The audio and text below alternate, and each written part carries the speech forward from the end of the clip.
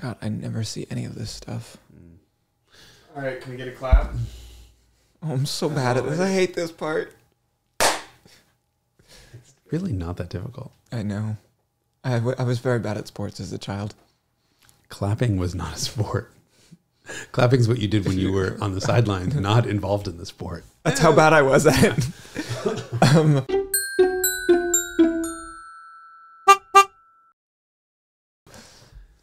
Oh, we've implemented all the changes. More lighting.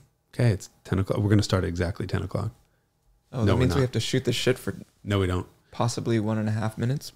Hey, everybody. The Carmudgeon Show is part of the... Haggerty Podcast Network. You said it. Correctly. I couldn't say it. I kept saying the Haggerty Podcast is part of the Carmudgeon Broadcasting Network or something. Or the Haggerty. The Haggerty. No, there's too many Haggertys there. Just one. One is fine. But we are once again sponsored by Pennzoil. Again, still. I don't know why after that last one. Well, they haven't seen the last one yet. That's why. Oh. It's still in post. They seem like nice people. I don't know why. Colorful. Why would they be nice to us? I don't know. Because we could informate people about their products. I think we need to informate ourselves first about oil. Yes. Because there's a lot of stuff about oil. We had a preliminary conversation and I was like, holy moly, this stuff is complicated. No wonder nobody knows fuck all about oil. Anyway. I believe you just cursed in the first minute of a Carmudgeon Show. Was that the first one? Have we not yet? You've cursed before, but... No. In this episode. Yeah, that was the first one. Okay. We should keep score on this. See how many multiples of your cursing I can curse, and because I normally say terrible things. And it can just be a little graphic that displays. Mm-hmm. I noticed some people commenting on missing the bullshit button, which I was amused by. I forgot about the bullshit button. Yeah, I actually saw it the other day. I guess I could bring it, but we didn't really use it much. But we could put it on the table for.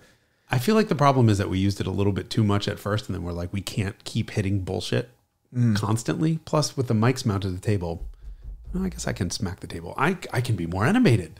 I can punch things. Let me say to start this, if I give you COVID, I'm sorry. Doesn't every episode start like this? I think it should. For a long time there, I spent a lot of time by myself in my office and then talked to you via remote thing. And then my mom just dug up a bunch of pictures of my grandmother and my aunt. And she was like, isn't this a sweet photo? And I'm like, that looks like a lot of people in the same airspace. I realized I've gotten genuinely emotionally injured over the last couple of years. The same things happen. Like you watch old movies and you're like, you're going to die. Yeah.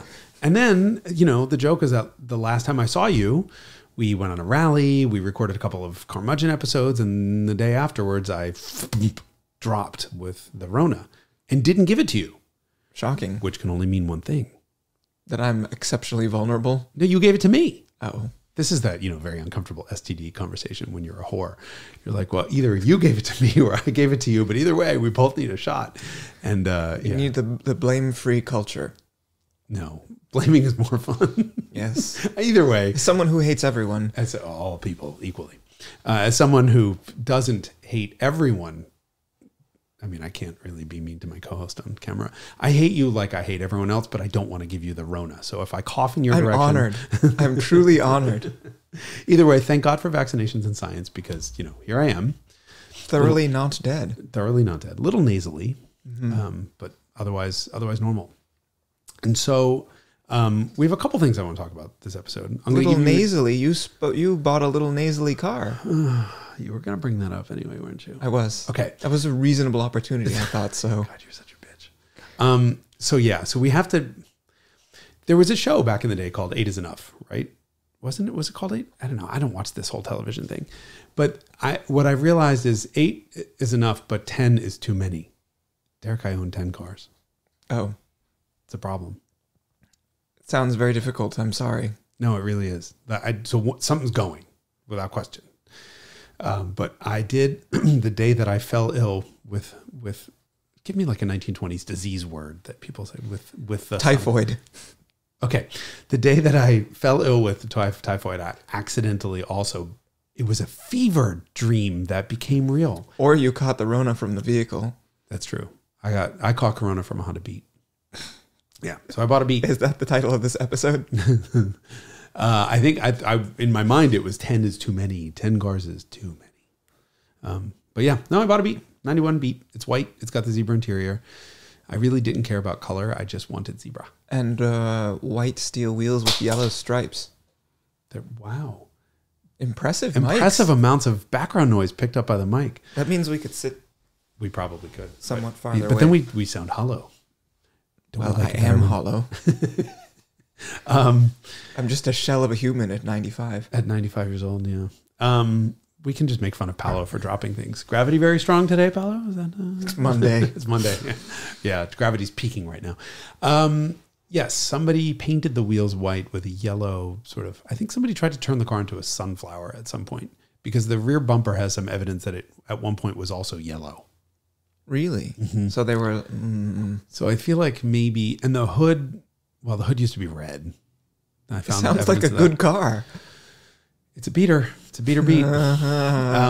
You should harlequin it. This is the problem with Beats, is that I've been looking for, I think it's 8 years now that 8 years ago, I decided I want a Honda Beat. And the problem was I would get close to buying one or I'd be looking at one and I would start to see all the flaws. And they're K cars. They were bought because they were inexpensive and they were street parked and just beat up in Japan.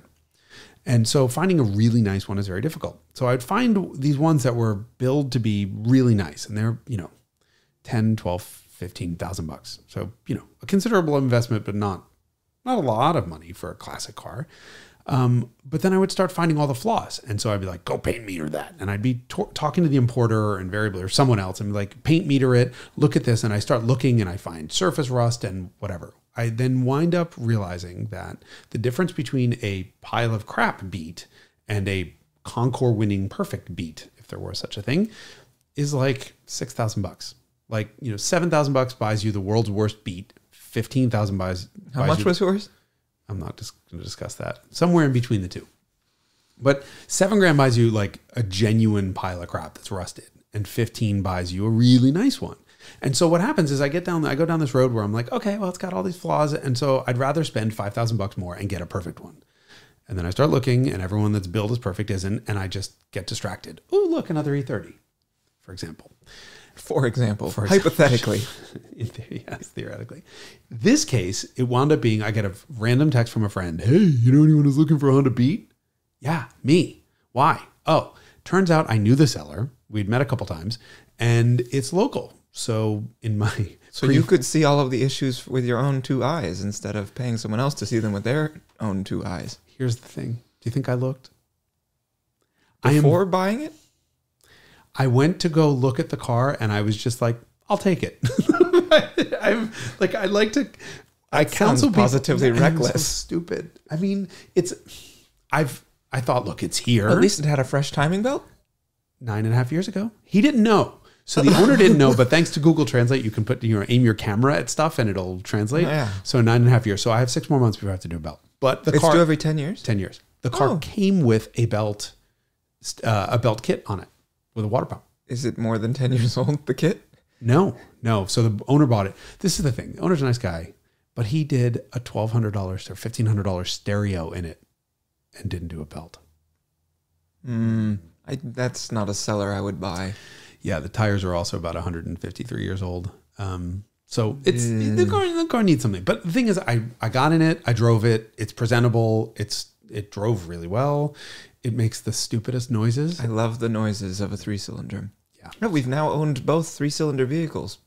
What did you have? Motorcycle. Oh yeah, it doesn't count.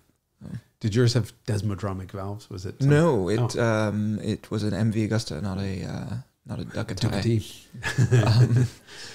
But I love the way that 3-cylinders sound uncorked. So it's got an aftermarket exhaust on it, which means you only hear exhaust and not the intake, and that car has independent throttle bodies. So clearly I need to do an intake on it to match the exhaust. Come on. I was thinking put the stock exhaust back on, but you went the other way. Where the fuck am I going to find, there's an F-bomb. Where the fuck, second, am I going to find a stock exhaust for a Beat?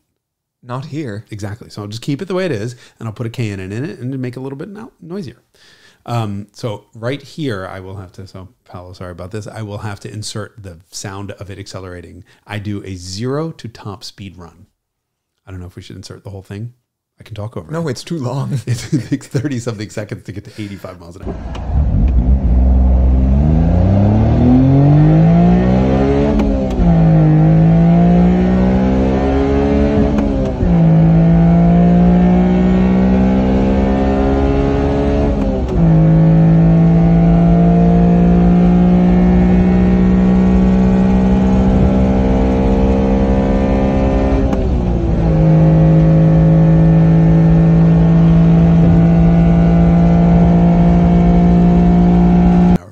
I drove an original Fiat Cinquecento on Saturday, and I measured actually on Google Earth how the distance that I covered at full throttle through first, second, third, and fourth gears. It was about half a mile. And at the end of the half a mile, I was going 75 kilometers an hour. Oh, wow. So, yeah, that's literally full throttle for half a mile to reach 75 kilometers an hour. So it can't be worse than that. Which is how many miles? 40 something, 43 miles an hour? Sure. 73 is a little more than that. 6 times 7 is 42. Is that how you do these things? Yeah, multiply 6 times whatever it is, and then sort of divide by 10, and then add 2.14 times whatever. It's about 45. Yeah, it's not very fast. The beat is way faster than that, and sounds really, really good. Way better too. Yeah. It's it's quite an experience. Right hand drive. Everyone is taking pictures of you on the street and laughing at you. Well, at least if they hit you, you won't get hurt. You'll be killed instantly. Yes, you'll be killed instantly while they're looking at... I had a conversation about this over the weekend because I went to a Cars and Coffee and there were 2 Beats there. And then there was also an Autozam AZ-1. Yes. Ah, yes. You know whose car that is. Rich. And he might be, in fact, because it's a really nice Beat. Kidding. So white Beat, red Beat, Autozam AZ-1, and then a Daihatsu fire truck, which plays... It's got like a speakerphone. Again, second insert. I guess I'll be putting a video of that in. Plays a recording. The Godzilla warning sometimes. Warning. Yeah. For your safety and the safety of others, please leave Godzilla alone. Thank you.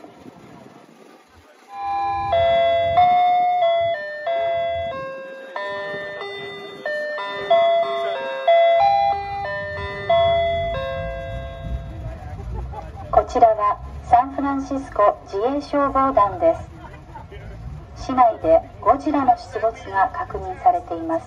It's a legendary sort of fixture in the Bay Area car community. It's the cutest thing. So I hopped in that, and a friend of mine hopped in Nick, our buddy Nick Mercadante from 034, hopped in the Beat, and he went for a drive around the parking lot, and I chased him with the sirens on, and it was very funny.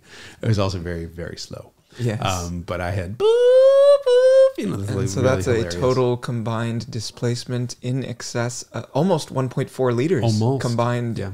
1.3 and change. Because they're both 660cc caps. Yeah.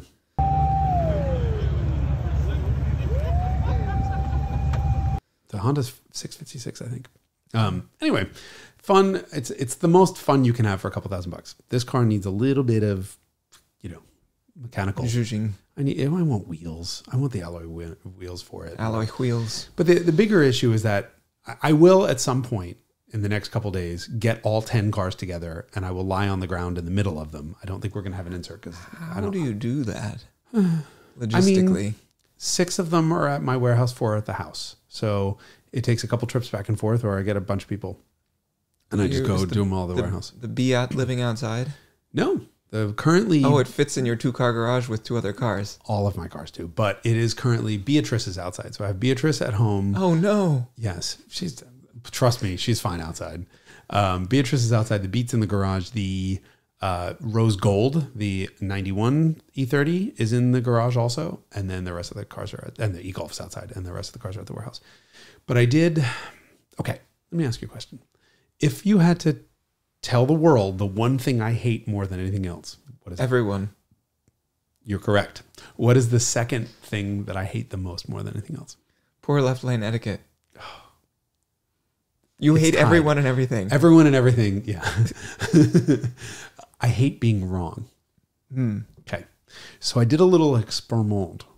I did motor and transmission mounts on Rose Gold yesterday in a COVID-induced fever. That should be very substantial difference because the character of that car was...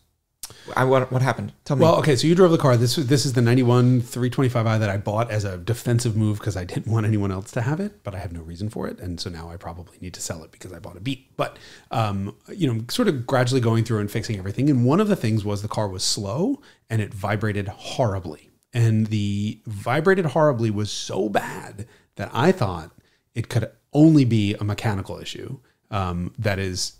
That we're noticing that much more because it has full solid polyurethane mounts, an engine and transmission and diff. And poly engine mounts, I just don't have any time for. So I figured, before I do anything else, let me just figure out, let me figure out what this engine really sounds and feels like. So I'll put stock mounts in it, engine and tranny, and then I'll go dyno it because it's slow. So I started it, and it no longer vibrates once I put the mounts that have rubber that actually rubber themselves.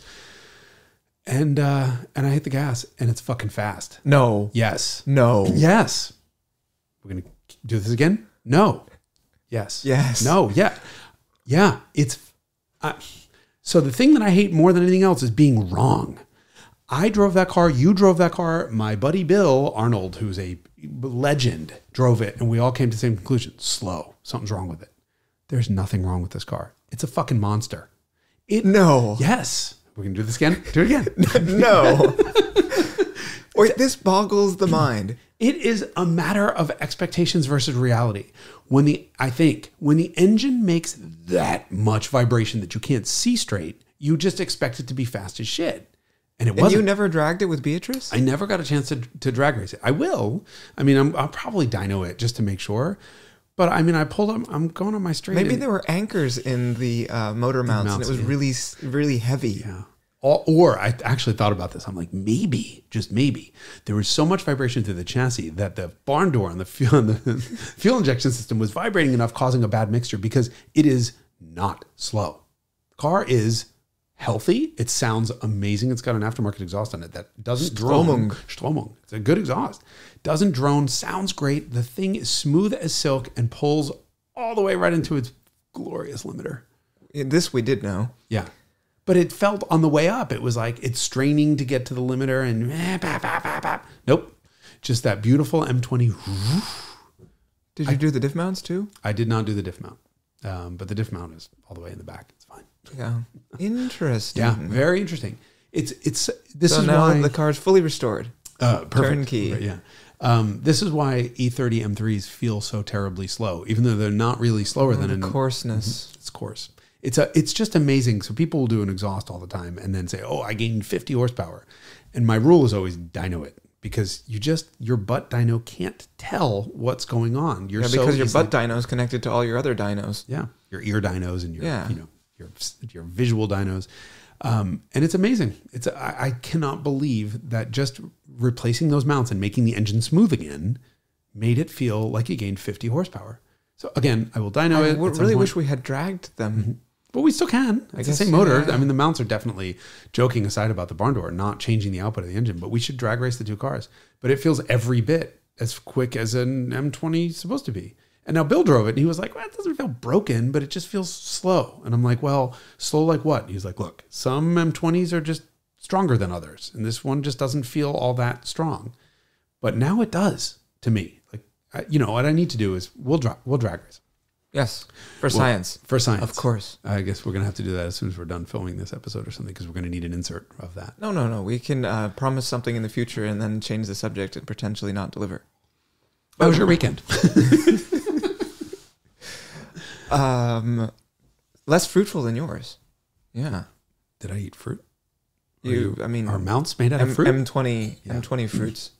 That's exciting. It's really exciting. It's really it's surprising. Like I jokingly say, I hate to be wrong, but really, I would have sworn this car was making 120 horsepower, and now I would swear it's making 165. So, I mean, the dyno will find out, but it's such a great lesson about, like, you make a mod to your car and just go dyno it. There's no... Yeah, everybody who's modifying cars all the time, I'm just like, can you not? I mean, you have to learn these lessons for yourself. Some people never learn them, I suppose, but the temptation to modify things becomes just so much less as time goes on for me. That having been said, I have done a bunch of stuff. It's strategic modification. Right. You have to modify, like, don't immediately throw the biggest possible wheel and the biggest possible dump on a car. Like, that's, what are we, 17? Poo on cars. No, you're totally right. Totally right. Look, for engine stuff, I always just go right to the dyno. And that's how, I've gotten from 105 horsepower at the wheel to 145 horsepower at the wheel on the Scirocco, for example. And they're probably dynoed this car 15 times because every time I make a mod, I look, and I'm not looking at just peak power. I'm looking at area under the curve. And so now I have a car that used to do 0 to 60 in the 8s and now does 0 to 60 in the very low 6s, if not high 5s. And it's faster all the time. And that didn't come from just saying, all right, I'm going to do nothing, but put the most aggressive Shricks in it, because I would have gotten 145 or 150 wheel horsepower peak, but the car would be slow. Yes, because the window where that amount of power is delivered is very narrow, and you're like, that's fine for a race car, but... And it's also exciting. You get in one of those cars that are cammed to filth, and they lope at idle, and then they just pull limiter, and you're like, oh my God, it's so fast. And then you line it up with a stock car, and you realize it's actually slower than it used to be, except for that little window from 6,200 to 7,500 RPM or something. And so yeah, very much hate the fact that I was wrong about rose gold being slow, but science is, to return to our COVID discussion, science is all right. Yeah. Plus the other thing is the vibrations that it made had me convinced that like one of the pistons was missing a skirt. Like I just really, it just was a terrible sound that engine made. And I thought, oh, something's really wrong internally, and that's what's going on. No, it sounds amazing. So weird. I can't wait to experience it. Yeah. It's interesting. Yeah, you should just stop by my house on the way when we're out of here and go get a video of it so you can give inserts. See, the more inserts he has to do, the fewer I have to do. Or we could just not talk about things that require inserts. That's true. That never happens. But anyway, so the Beat. So 10 car. You've driven a Honda Beat? No. Are you kidding? Am I kidding? I am not kidding. Have you driven any of the K cars? Like any of the cool stuff? No. All right. So there was this one period in time. So K cars have been around for a long time, right? So for those who are not versed in weird, obscure Japanese car culture stuff, me included. And regulations. There is a class of cars called KEI in Japan. And these are cars that are not subjected to the regular rigors of automotive engineering, let's say. I don't think they have to be crash tested. I'm not sure about this. But they have size limitations. And if they are crash tested, it's against a marshmallow. Why would you want to beat up a Beat against a marshmallow? No, I think it was 1960s. Salvage title from a collision with a marshmallow. I don't. Yeah, that's true. But this was 1960s. I think is when the K car tax bracket came out. That makes sense to me based on what I know about the Subaru 360 and the first Honda sports cars. Right. But and the idea was a really smart idea. That real estate's a premium, especially in the cities in Japan. And if you have a smaller car that's half the size of a regular car, you'd be able to fit twice as many cars on the road, thus alleviating traffic jams and parking situations. And I believe it's still the case. Speaking of parking in Japan, have we talked about this before, about you can't buy a car in Japan unless somebody comes and measures the space where you're going to keep it and make sure that it fits? Like, that's wild to me. That's amazing. That's very un-American. I mean, as someone who currently owns 10 cars, I think maybe if someone would have come to measure my house, the authorities would have stopped me from doing this, which could be a good thing. So yeah, there's not a lot of like lawn parked cars. But I mean, it's kind of smart. If you don't have anywhere to park the car, you shouldn't be able to buy it. That is kind of a, good idea for functioning society. Can you society. imagine how that would impact the enthusiast community in the United States? I mean, we all kind of have somewhere. I guess you find everyone's somewhere. Like, I've dug up under the sofa cushions a parking space. Does anybody want to? Oh, me. As long as that counts on the group chat, right? That's true. But the idea was, if you have a small spot, you can buy a K car, and there's a big tax advantage to them. There's a road tax advantage, and they're little and they're super adorable, because little things are super adorable. But there was one period of time in the 90s where it seemed all the car manufacturers in Japan kind of all came to the same conclusion, which is, let's have a little bit of fun rather than just making in the K category. Right. So you wound up with the three sort of legends are the ABC cars, the Autozam AZ-1, Honda Beat, and the Suzuki Cappuccino. And they were all rear drive. The Cappuccino's front engine rear drive, but the other two are mid engine rear drive. And the Beat is a convertible designed by Pininfarina. My father I sent a text of the zebra interior of the of the Beat, and he was quite offended. And on what basis? He just thought it was just over the top and stupid. And I'm like, wait a second, you can blame the Italians for this. And he was like, no way, because my father's this Italian pride sufferer, and I'm like, Dad, Pininfarina, no way. So he's probably right. I'm guessing that Pininfarina didn't do the zebra interior, but I'm just going to pretend that they did and not tell him because he won't listen to this podcast.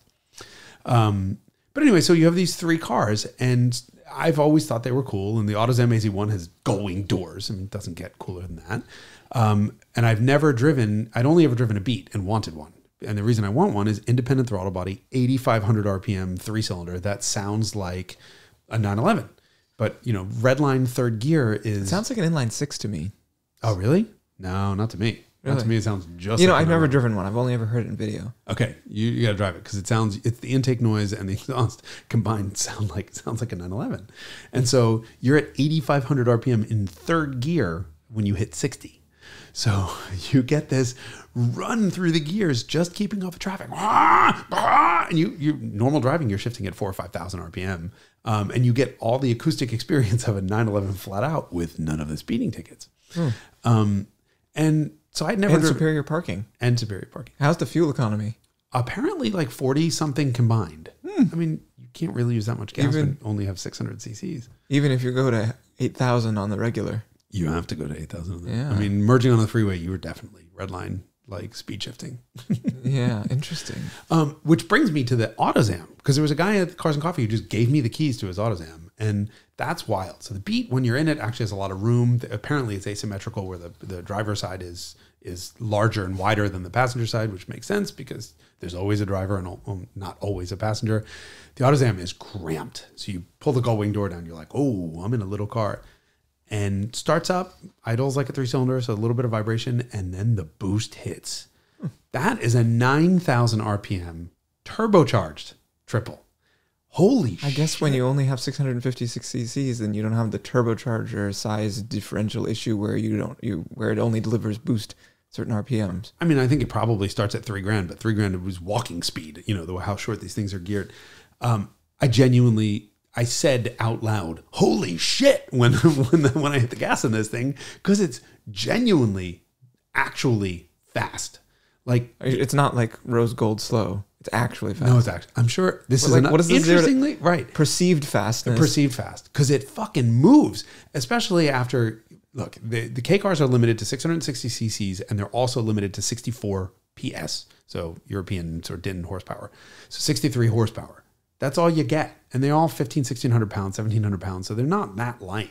They're all not fast. And my immediate thought is 63 horsepower, my ass. This is 120. Like, it felt way closer to 120 horsepower than 60. So I need to get... Is it modified? I don't know. I have no idea. I don't think so. I was told it's just an Autozam, but genuinely quick. Where... I don't know if it's a good thing. Because my initial reaction was, oh, yes, shit, now I need an AZ-1.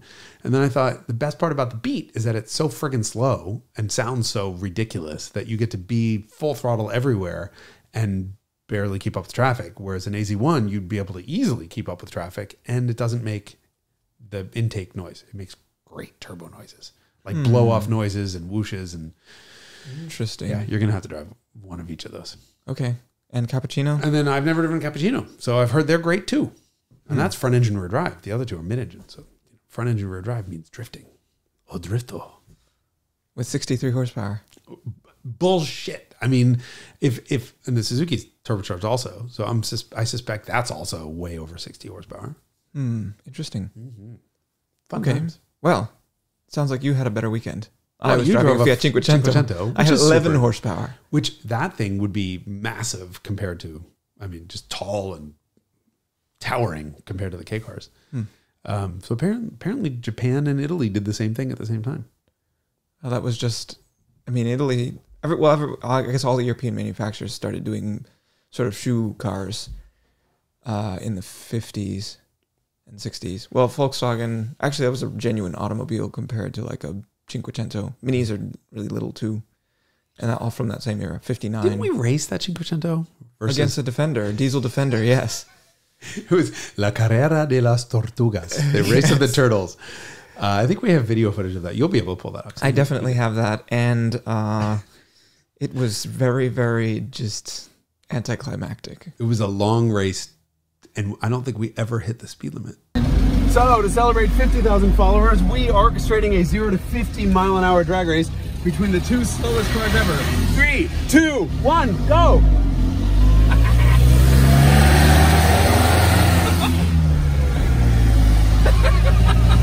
That's kilometers. Oh, look at that smoke.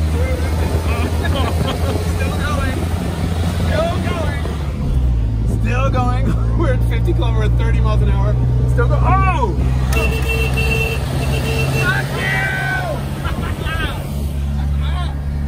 you! We got to like, I don't know, 65K. Hell yeah. Hell yeah. We the winners. 50,000, baby. Thank you all. I think that was good. Yeah. After half a mile of racing on public I roads. drove that Defender to San Francisco once, the diesel Defender, and there's what that vehicle does is it identifies places where there are hills that you did not know existed, because flat out on the highway that thing was like 70 miles an hour, and if they're on level ground, It did that. It went that fast. if you gave it enough time, it would take several miles. If you had flat ground, it would get 70. But if you, heaven forbid, if there's a hill, then it's just like, okay, flat out, and then you have to downshift, still flat out, and the thing smoked some. I mean, it was just what a So awesome. wild experience. And it's like, oh yeah, these are 6 figures. Huh? Okay. But there's an anti-road rage. Yes. I have a feeling we're going to now graduate into what was supposed to be our next episode, which is the diesel episode, because there's an anti-road rage quality about driving a really slow diesel. Or anything really slow, but yeah, especially the diesels, is because the amount of smoke correlates to throttle position. It's Somebody pisses you off, just downshift. yeah. I mean, or just pin the pedal. Yeah. And then you're like, okay, I don't see them anymore. I can't be angry at them if I can't see them through the cloud of smoke. That was always a joke. So when I was in college and lived in South Florida, my buddy Mike used to have all these old 240Ds and 200Ds and 300Ds and 300D turbos and old diesel Mercedes. And what are you going to do? Somebody cuts you off and you're really pissed off because you're at your previous V max, Right, 60 and now miles an it's hour. going to take you considerable minutes to re-achieve that So speed. you're so mad. I'm like, now it's going to take me 3 miles to get back to 62 from 59. And then you realize, what are you going to do on it? What are you going to get out and can't run? do anything. Yeah. What are you going to run after them on the highway? Because that'll be faster than driving a fucking 240D. Chase after them and smack them? No, you're just going to sit back down with your foot on the floor and say, Yep. life is too short. What can you do? What are you going to do? And you catch them eventually, and then you pass them, and you downshift to the third over of the engine under full throttle, smoke them out, and giggle. Everything is even in the universe. Exactly. Rolling coal. It's like driving old trucks too, or like that sort of low power. Well, it depends what it is, actually. Shockingly, I drove a 6-cylinder gas-powered 1966 Ford F-150, and I was shocked by how snappy it was. I was like, this thing is genuinely swift. Was it like Swift in gear for a second and then redlined at 3,500 or something? So it was one of those lump of torque and then Yeah, stopped. it was. I mean, it's not a real revvy motor, but it kept up with traffic in a way that I was really surprised about. Because like my mom had a Range Rover Classic when I was a kid, and that thing, it was like at 70 miles an hour, you felt like sort of it was going to start shedding panels. I mean, it was reasonable, especially compared to a diesel Land Rover, which is in a completely different league. I mean, that diesel Land Rover genuinely felt like 0 to 60. And I mean, if it tops out at 70, 0 to 60 is like 30, 45 seconds. Yeah. Like, which is not what they're rated at. I think there might have been something up with that. it might have been a little bit sickly in an effort to get it to be U.S. legal, which obviously was working because of the amount of particulate matter that it was emitting. So yes, you were talking about Mercedes diesels. Well, but in trucks for a second, growing up, my dad had a Toyota Land Cruiser, an 83 Land Cruiser with the 4-speed manual and that 4.2. No, Was it 4.2. 4.2 back then? 4.2, 4.3, 4230 cc. I think 4.2. Straight 6. Rev to like all of 4,000. Is that like a Chevy motor knockoff, I've heard? No. That was a ripoff of a Chevy motor. Oh, from the apparently. 1950s or something? Yeah, like in old days. Yep. That's what I've heard anyway. I think vaguely now remember, I haven't thought about this truck in years. It was brown. It was cool. Of course, We brought it to Germany. 1983. We brought it to Germany, but that's when we moved, and that was a slight mistake because it was no fun in the Autobahn. But I mean, I remember my mom just, she had a Saab 900 turbo and then a Peugeot 505 STX with the V6. So she was like a lunatic at the wheel. And anytime she drove the truck, she'd be like just foot on the floor. just bored. And I'll never forget once she hit 75 miles an hour, and it was a big thing. We're down this big hill, and we're like, "Hey, kids, look, hold on, we have to do it." We hit 75, and right when we hit 75, we all sort of rejoicing, and we hit some sort of swell or pothole or something, and went fucking airborne. And I think that was the last time she tried to max that thing out down a hill. But what I do like is slow cars, like cars that are horribly underpowered, that are matched to good chassis.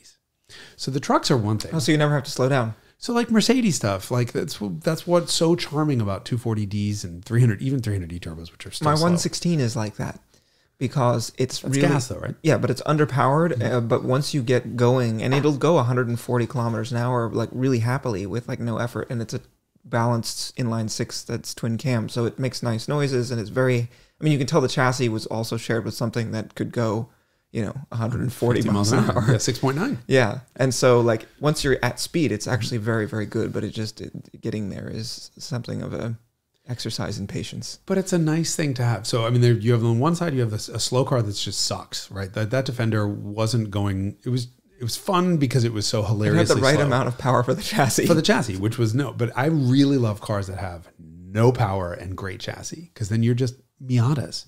Miatas are great, like the NA on like an NA Miata on good tires. That's why spec Miata racing is so entertaining, because you can't slow down because it'll immediately highlight any error that you made. Very much like karting. When you kart, you get the gas powered karts, especially. Get a little bit of a slide, and it cuts off, half your speed, and it takes forever to build that back up. It just makes you a better driver. While we're on the subject of diesels, I once had a 300D turbo wagon that started but didn't run. What? How is that possible? I've been waiting to tell you the story since I thought about it weeks ago. So you can, in theory, have a car that didn't start. So I'm an idiot. It was like 20 below zero, and I was at Chicago for the auto show, and I went to a friend's shop, and there this beautifully, horribly, disgustingly ugly, rust-holy white 123 300D turbo wagon. And it hadn't been started in a year or two, I was told. And I bought it for $100. And I thought, it's $100 diesel. It'd be fun. I was living in Michigan. Like, I needed some sort of need. I enjoyed the idea of some sort of shitbox beater that I could just, drift around in the snow. And, what could be better than a 120 horsepower rear wheel drive diesel wagon?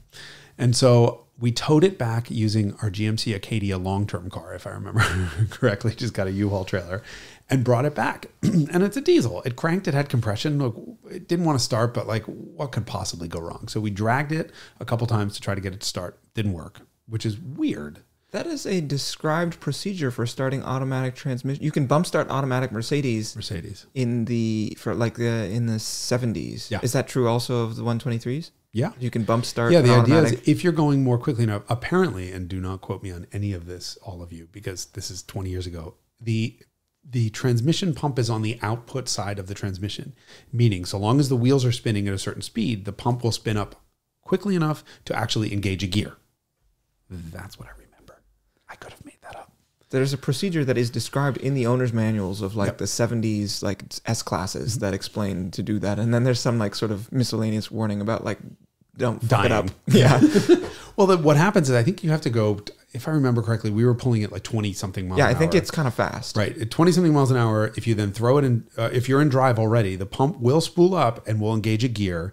The problem that I had was it was locking the rear wheels.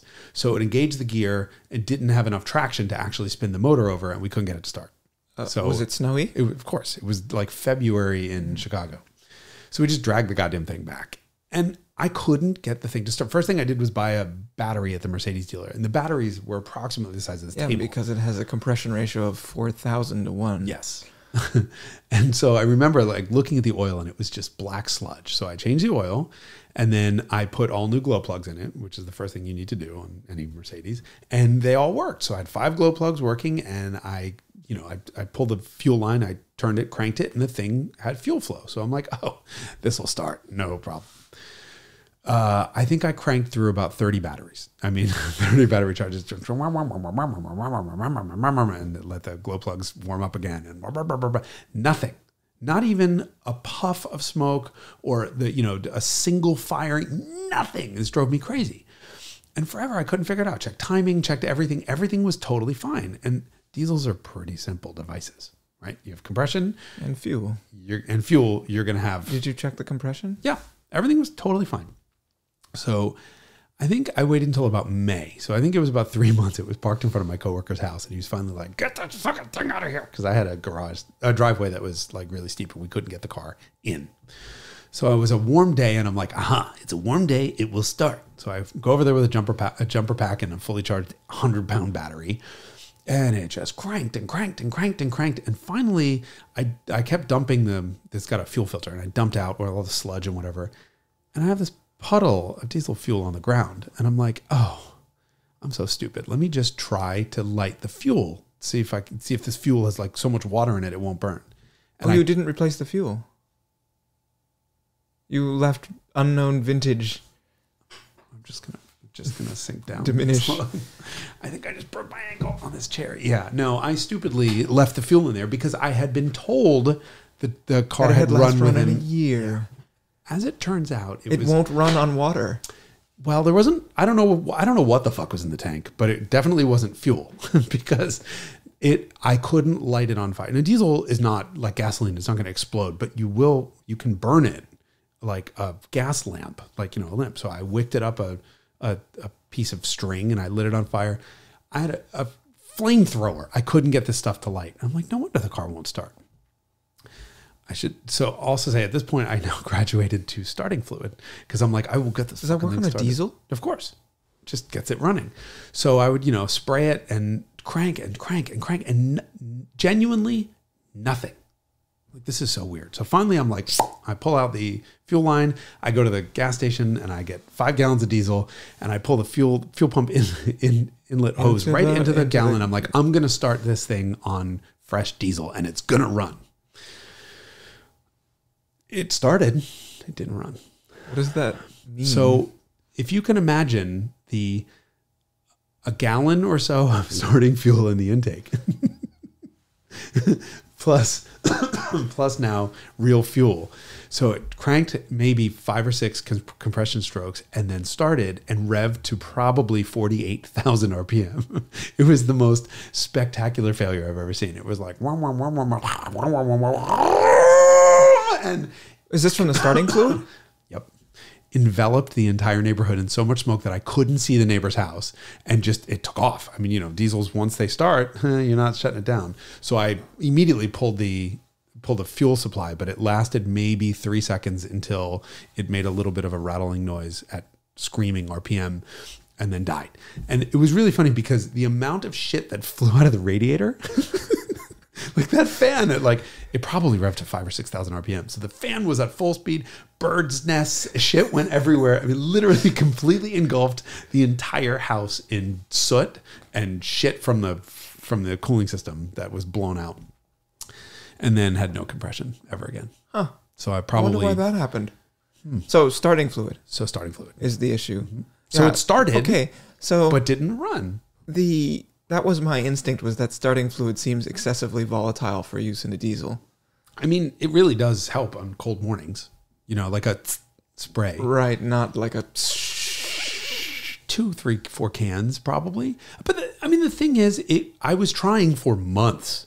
I just don't know how long that starting fluid... Yeah, it's pretty volatile. It should evaporate off, yeah, actually. But that day I used at least a can.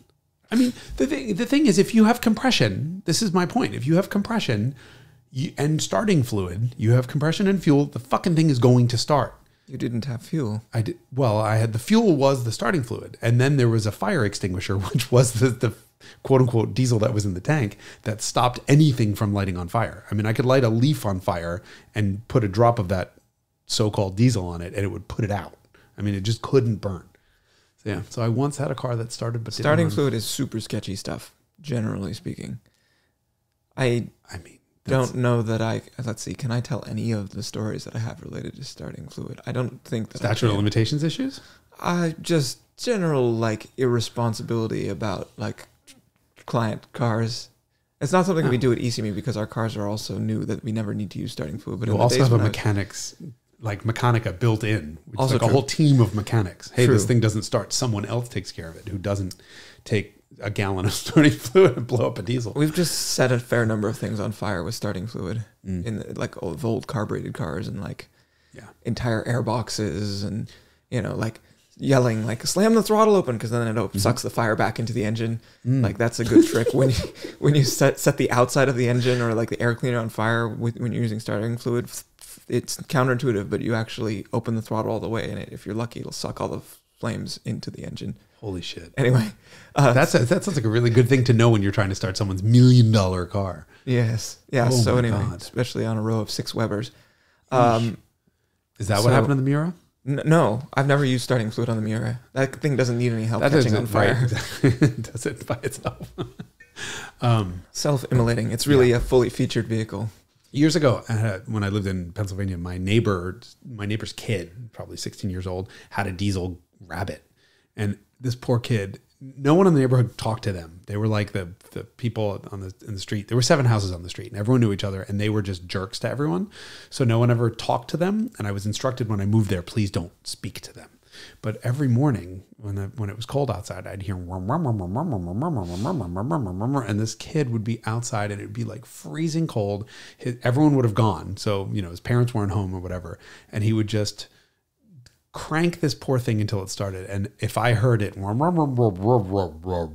would go outside with a jumper box, put the jumper box on it, and they had it, as everyone always did on those cars, just a little pinhole drilled into the airbox, and you just with starting fluid. So he would start it that way every morning with just a little spray of starting fluid, and sometimes it worked and sometimes it didn't.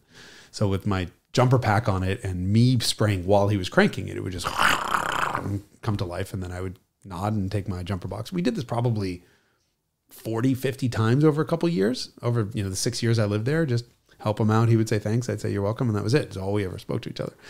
So apparently diesel starting fluid is a thing with diesels. I just don't. Maybe in sort of sparing use. Yeah, sparing use. Is that the only diesel car you've owned?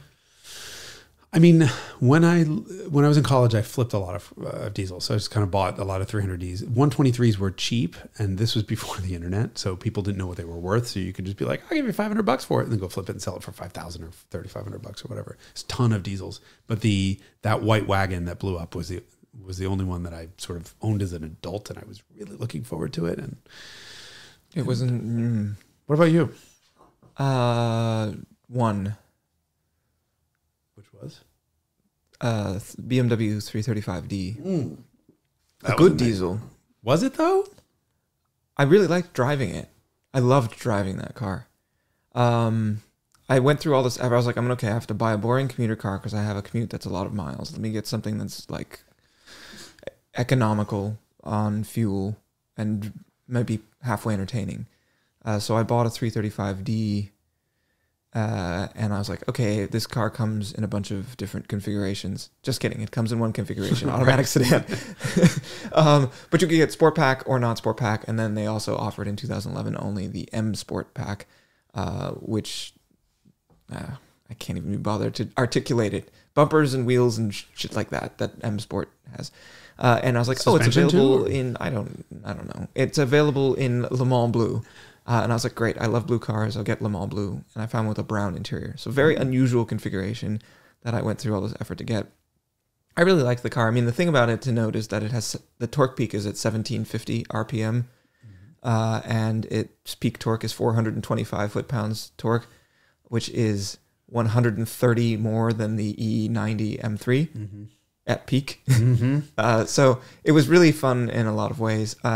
Those cars are known for having the carbon buildup problem, which my car had. And that's why I asked if it was good. I mean, so I went on the launch of that car. So the BMW did a soft launch. And I think we're in Europe for something else. And they're like, oh, by the way, you can drive this 335D through the Alps. And it was this huge drive. It was amazing. The car was dynamically as good as any other E90, which was, say, excellent. And they were fast. Yes. It was genuinely That was the quick. thing about it I really enjoyed, is that it was generally like just fast. It was funny that they did that, because I always thought, I understand why BMW did that. They went with the biggest, baddest motor that was basically done for the X5. It was federalized for the X5. And they really should have done a really fuel-efficient little 4-cylinder for the 3 Series. Well, you will note that the generation afterwards that's exactly what they did. That was the plan. The plan was to introduce diesels to the U.S. market in the BMW way, which is, ultimate driving machine. Yeah. And then once people got used to it, they put the 4-cylinder diesels. And you can get a diesel wagon. A friend of mine has a diesel. Yeah, 328D. Yeah. Unfortunately, it's inside of an F30 body, so that sucks. That's F31 because it's wagon. Sorry. Yeah, I can't be bothered to learn all this stuff. Once they gave a different number to each body, I'm like, that's stupid.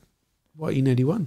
E91 would have been wagon. I know. E92. I know. I don't like that. It's like in my day we had one chassis code. Yeah, if maybe a slash is allowed, like the E36 then /7 or /8, like, okay, fine. But so the problem that they had in the US is that everybody was driving around in the city in these things and never revving them, and so the EGR, the exhaust gas recirculation, runs basically all the time because the motor's never getting worked. And so everyone's the way to get those motors to run properly either is to put it in a heavier vehicle like the X5, and then at least it has more weight to carry around, or if you have a 335D, then you just have to get on the highway and like drive it around everywhere at 130 miles an hour. Which you did. And still had the sludge buildup problem, all right? Yeah, I mean, I bought it from the original owner. He had leased it new, and then he bought the lease out because he liked it so much, and I bought it from him. So I don't know what happened to it for the first 50,000 miles. But yes, it had the service engine soon light is the thing that you see there, and you're just like, no. So I took it to the dealer. And they were like, yeah, it's got the carbon buildup problem. We took the head off. And I was like, you what? And I was like, without asking. And they're like, it has a warranty. And I was like, a what? I've never owned a car with a warranty. A warranty? And so they were like, yeah, it'll be $50. And I was like, wait, so you took the head off and replaced the like swirl valves and walnut shell blasting on the carbon that's all built up in there. So anyway, it was $50, which was great. That was like the one thing that has ever happened to me automotively that wasn't like a just complete thousands of dollars. Yeah, financial debacle. Why $50? Was that the deductible? There's a deductible, I guess, against the certified pre-owned warranty or whatever. Yeah, that's CPO amazing. Warranty. So yeah, that was hero. I really liked driving the car, but at the end of the day, I sold it because I just couldn't be another human walking away from a 3 Series. You started to say a word that starts with a D. Were you going to say another dick in a BMW? Yeah, sure. I don't know why you're filtering yourself. Douche. Prick. Douche nozzle. And the douche nozzle is clogged on those diesels. That's the problem. Yeah. I think we're at a point in the automotive world where like cars are, I sound like an old man, so yet again. But they're getting better and better and better. And then you get the weirdest fucking issues. Like, I bought a diesel that gums up all the time. Or every single direct injected gas engine car right now with walnut shell, you should not have to pull the intake off and blast the whole thing. Yeah, clear. We're at the outer limit. I mean, this is all the result of like emissions requirements, effectively, which is a worthwhile cause. But there's a level of complexity here that did not previously exist. Right. And I was having this conversation yesterday with someone about Ferraris, and I was like, I fucking hate 355s, like blah blah blah blah. And I was like, just buy a 246. Like, buy 246 Dino, it's carbureted, nothing like goes wrong. There's no timing belts, there's no like car decomposing, like plastic trim, sticky shit. Just, there's, sorry, I hate 355s. That era I know everybody is just losing it over those cars right now, but given what the experience is of how they drive and what it's like to own one, it's a waste of time and money. They've broken a lot of hearts, those cars. And wallets. And people are like, I love this thing, it's so great, blah, blah, blah. And it's like, okay, fine. If you need to create a mental construct for your mind that allows you to not be okay with owning such a shit heap, then fine. More power to you. At least they're going up in value. Strong words. I when people are not able to be objective, I'm never objective. Fuck. About how shitty the Ferrari they own is. There, now I fixed the statement. When they're not able to be objective about how shitty the Ferrari they own is, I'm just like, you poor... I mean, we spent 50 minutes discussing beats and diesels, and now I feel like that the clickbaity headline of this episode needs to be, Hyphen thinks the F355 is a shit pile. The 550 also. Really? Yeah. Have you seen a 50,000 mile 550 and seen what the car's condition looks like? Like if it has the black carpets turn green when they fade and the dashboard shrivels up and all the plastic breaks and the gaskets around the headlights and like it just the car is decomposing. Like you compare that to like an R129 with 50,000 miles and the thing looks like, oh, here we go, okay, Mercedes snob, or like any Japanese car. Honestly, let's be real, a 50,000 mile Camry. Okay, my Beat is 60,000 miles on it. You should go look at the plastics in that. Well, okay. Okay, K car. But, you know, look. What is that, a real car or is that a roller skate? How very dare you insult roller skates like that? Why would you do such a... No, I mean, the joke is that I'm just allowing you to dig yourself deeper in, but I'm also not disagreeing with you. Yes, so I know. Hence, go forth. 355 is... we should do an episode on that. It's an automotive disappointment.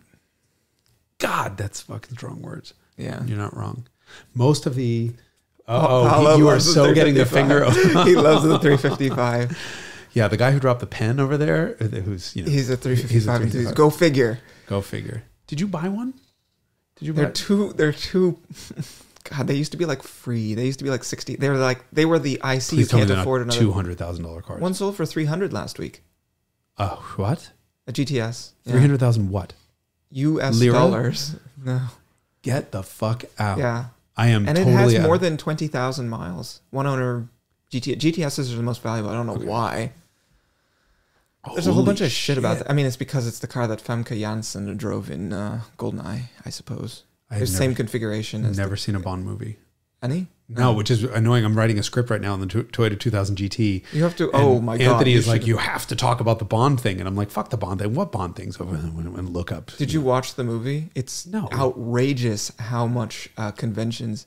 This is like that quote from Car and Driver from 1965 about if the Pontiac GTO were a woman, it would... I mean, like, wow, the 1960s were a very different time. Anyway, you should watch. I watched the scene with the 2000 GT. Okay, good. I was like, okay, there it is. It's sped up footage of a car driving with no roof roof on it. because Sean Connery was too tall to fit in it. That's common lore. Although the one book that I read said it wasn't actually because Connery was too tall, even though that car is a pain in the ass to get in and out of. It was because the producer decided or said it needed to be convertible because that way they could better see the expressions of the actors in the car for lighting and filming. I believe that. But either way. Were we supposed to talk more about diesels? Yeah, we did. Okay. What's more to say? Done. Yes. That was an OM617 for sure. No, that was a 4-cylinder. The 5-cylinder is more of a loop. You're very good at that. God, my next door neighbor when I was a child had exactly that car, and that's like you would always know when they were leaving. I love that sound. Anytime I'm sitting like at a cafe or something, one of the good things about the last 2 years is that San Francisco has now put outside seating for all restaurants. So anytime I'm in the city, I'm just constantly car spotting. But you hear a 617, and that there's something about that 5-cylinder diesel Lope that is just home for me. I want to kind of cuddle up and listen to that. It's funny. Last night I was shopping for cars in Europe. The good one that you want, I've talked about this before, is the 606. That's a 24 valve motor, which we got in the US in naturally aspirated form in the 124. 1995 only. 95 only. Available spring of 94, according to the brochure, which I have, as a 95 model year. That's what the little fine print says. And then we got it in naturally aspirated form in the 210 in 96 and 97. And then we got it in turbocharged form in 98 and 99 only. And that motor... So after the Defender diesel experience, I was like, oh, God. And then shortly thereafter, I drove a Geländewagen with the 617 turbocharged in it. And I was like, God, this thing's going to just absolutely suck. And it actually absolutely rips. The 617 is strong. 606. Oh, 606. Turbocharged 606. Okay. Turbo, yeah. Yes. Because the NA one, I'm going to have to dig up another... yes, is another one of those, like, use a sundial to measure the 0 to 60 time. I think, so I'm going to have to dig up another insert. Today would have been my best friend's 48th birthday. He's passed away, but when he died, he left behind a large fleet of cars that I had to dispense liberally with. Distributed. Yeah, I think 29 cars. I don't even remember what the total number is because it was so absurd. But one of them was a white 95 A300 diesel. And I know I have somewhere, I'll have to dig it up now, a video of that thing I would like to use the term accelerating, but it might actually be slower than the beat.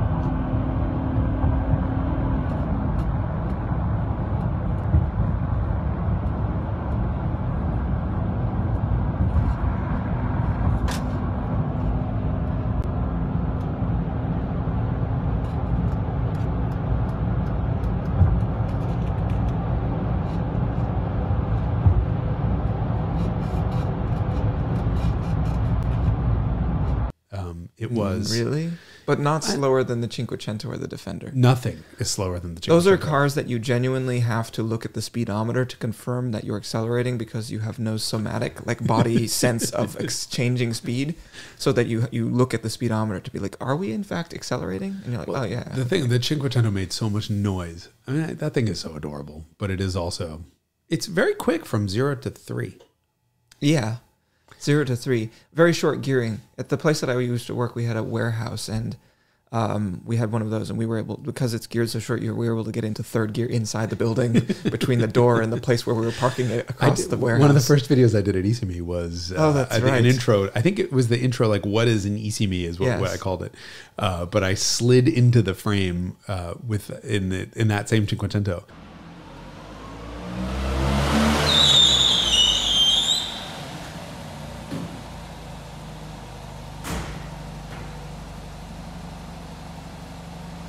And it was fun because I could get to redline in first within a car length. Yes. Basically, it was like 12 feet from 0 to redline in first, and then jack the e-brake and spin it into frame. And I think we did 700 takes of that.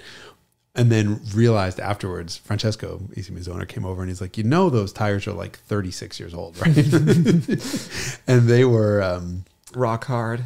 That was they were dust. Yeah, they were turning into dust. And I just remember that was what apparently it had 4 new tires. Yes, the car was on them when I drove it the day before yesterday. Yeah, so that was when Francesco saw what I had done inside the building, which would have gone on his corporate insurance, that enormous claim and fireball. I think that was the impetus to finally put the new tires on. Fireball. I filled the fuel tank on 2 gallons. Yes, the day before yesterday. Yeah. I don't know. I mean, the car said it was empty, but after I filled it, it also said it was slightly over half. So the gauge is a suggestion. Are we going to have to now look up what the fuel capacity of a Cinquecento is? I don't know. The fuel tank is about the size of a watermelon. That's a couple liters. Yeah. So anyway, I put 2 gallons in it, and then it was full. Why did you drive it this weekend? Just for fun? Because I felt like having a laugh. You should have come to this Cars and Coffee, because you could have towered over all the K cars. I mean...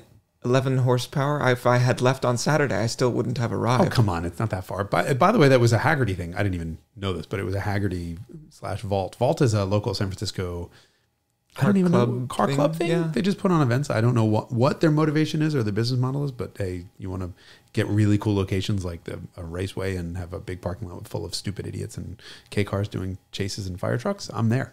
But Haggerty sponsored the event. I got an email from a friend like, hey, Haggerty Drivers Club sponsors this thing. Why didn't I get an invite? I'm like, what are you talking about? I didn't get an invite either. But you just invited yourself. You should have gotten an invite, and you should have been there in something stupid and slow like diesels or Cinquecentos. Yeah, the Cinquecento. I would not feel safe bringing it on any bridge or highway. It's too slow. I mean, like if it's flat out at 70 kilometers an hour, there's always a side road. I mean, the bridge is the problem.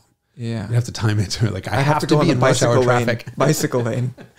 I can only leave for work between 9 and 10 because that's when or 8 and 9 when that's when traffic is going slow enough that I can keep up with it. Yeah, holy shit. I have no desire to spend any more than 3 miles. So we're saying that there is such a thing as a limit to the slow car fast thing. The slow car slow. Yeah, slow car slow. When it's slow car slow, no matter what. I mean, the difference between 100% and 50% is no difference in pace.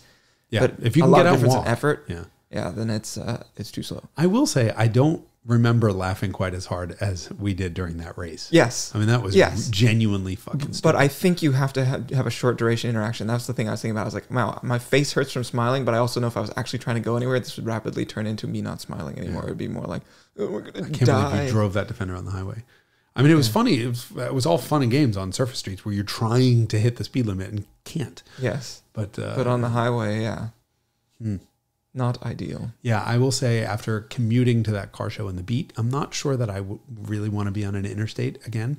7,000 RPM is 60-something miles an hour, 68 maybe? In top gear? In top gear, yeah. So I think theoretical 8,700, 86 or 87 is the limiter. That is right at like 103 miles an hour. So do the math back from there. But it's limited to 85-ish, somewhere, 135K, I think it is. And you're at 7,800 or something. You're screaming. It's a very different thing to just look down and see 7,000 RPM continually. And you're like, well, hold on. Did I warm it up? Does it have oil in it? Did I do any sort of pre-purchase inspection? No, I didn't. And the timing belt is 9.5, still within spec. That's amazing that they put a 10-year spec on those. Are you trying to guilt me into doing a timing belt sooner rather than later? I haven't done it in the Ferrari yet. Yeah, and it's well outside of spec. I was told the 5-year Ferrari thing is BS, and I think I'm at 7.5 years. So maybe now. It was, November of 2014. So 7.5 years. So it's time to do it this year. I'm doing that math right? You do that math thing, right? Yeah, that's okay. That math should be correct because 21 is 7 years, because those are multiples of 7, and then another half year. Okay. 7.5. 7.5 years. Impressive. So 7.5 years on those two belts. But you can see them on that car. I can look at their and they're healthy, and the car gets used, and it's lived in an environment that isn't too harsh. Not used enough. That's the problem with having. Oh, that's weird background noise. Sorry about that. That's my cable. 10 cars. Yeah, 10 cars is too many. Meanwhile, I've got it optimized at 6. You're up to 6. That include the half of the Miata? Yes. So it's 5.5 or 6.5? Well, it includes half a Miura. Half a Miura, half a Miata. Okay. That's one whole car. That's one car, and then there are cars that start with the letter MI. So you need a Mirage. You need a... I can't wait for... Yeah, speaking of 3 cylinders. Okay. All right. That's next. It. You're Then going I'll to get a have... Mirage. Then and a Toyota Mirai. Oh, no. And Mitsubishi something. Something else. Anything Mitsubishi. Yeah. What is the Mitsubishi you would most like to own? VR4. Evo 9. Evo 9. Mm-hmm. That was Galant VR4. Never driven one. But sounds cool in theory. Mm-hmm. All right. All right. So we are now departing. Okay. Aren't you going to you're going to Europe or something? You're doing something cool. Yes. Lord willing and the creek don't rise. And I guess I have to drive COVID after this. Yeah, exactly. But okay, I have to drive Rose Gold and the Beat. That's my homework. You have homework. Okay. I'm just going to give you my alarm code and the keys to my house and just go take everything around the block. All right. Perfect. Ta. Ciao. Are we supposed to say something else about Pennzoil? We just did. And about Haggerty Podcast Network? We just did that too. Are we going to be back next week? Yeah. That was funny. Actually, you were reading comments about from YouTube. People are like, hold on, wait, so soon? Yeah. So we have trained people to expect at best a quarterly episode. And then now that they come out once a week, people are like, why?